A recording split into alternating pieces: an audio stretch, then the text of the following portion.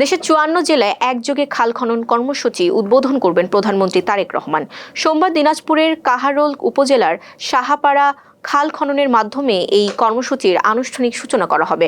সরকারের পরিকল্পনা অনুযায়ী প্রথম ধাপে ৬ মাসে প্রায় ১,২০০ কিলোমিটার খাল ও নদী খনন করা হবে। পরবর্তী পর্যায়ে ধাপে ধাপে ৫ বছরে মোট ২০,০০০ কিলোমিটার নদী-নালা, খাল, বিল পূর্ণ খননের কাজ সম্পূর্ণ করার লক্ষ্য নির্ধারণ করা হয়েছে।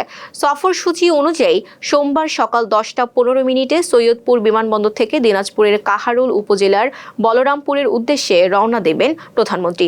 সকাল ১১:৩০টার দিকে সাহাপাড়া খাল খননে উদ্বোধনের মাধ্যমে দেশের আরও ৫৩টি স্থানে একযোগে এই কর্মসূচি শুরু হবে। উদ্বোধনী অনুষ্ঠান শেষে প্রধানমন্ত্রী দরিদ্র ও অসহায় পরিবারের মাঝে ছাগল বিতরণ করবেন এবং স্থানীয় জনসভায় বক্তব্য দেবেন।